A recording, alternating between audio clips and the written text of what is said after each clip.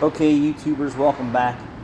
So the high mileage Lexus guy, as soon as he heard our price, he jumped on that like a lion on a wildebeest.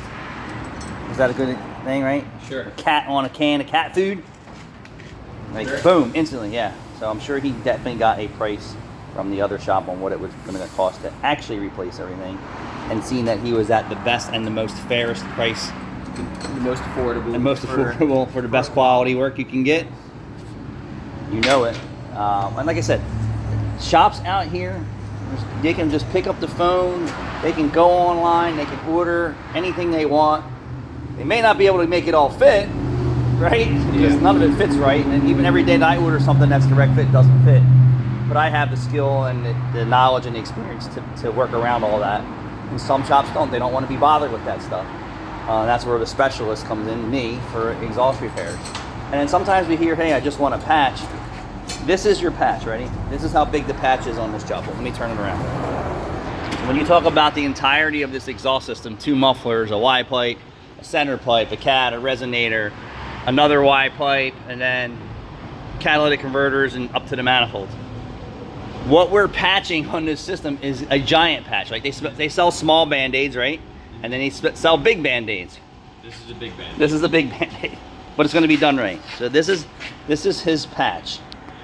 Past all the rotten stuff, all the way up to the front. Give me a seal pick. Get out of the sun. So this, I just wanted to see if I could get through here with that. I did. See how rotten that was? And I'm not like drilling through this. And if this was any type of good metal, you wouldn't be able to push that in. Why? Every time that I try and do something in the sun.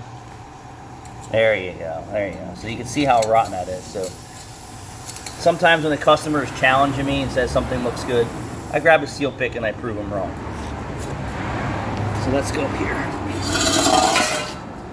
Long ago, I had a guy who told me he was a welder, and then he was doing the old tap test. Ready? I'm gonna give you the old tap test. This is when I worked for Midas in the 90s.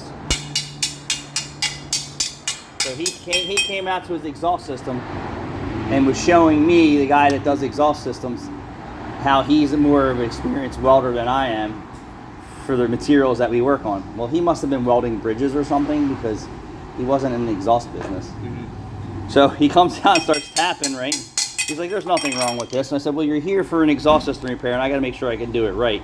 And he's like, oh, that's good. So I grab a seal pick, roll it over. Good morning. I grab a seal pick and I said, sir, do you see this?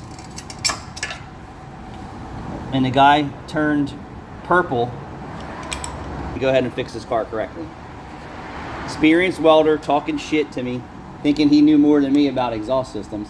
And even though he was tapping like in a different direction, he's like, oh, there's nothing wrong with this system. He's tapping all over it with one of my screwdrivers, and I grabbed a seal pick, and I went just like this under a known failed area. I said, even though it's not leaking, it's shot, dude. There was no hole in there when we started on this, but I could see with my experience that it's done. No different than a dentist, right? And dentist is poking and scraping around in your mouth. Mm-hmm. What do? They take one of those picks. And they're feeling for soft spots. And they're feeling for soft spots in your teeth, and they're going to say, hey, you got a problem, we need to fix it. What are you to tell them, no?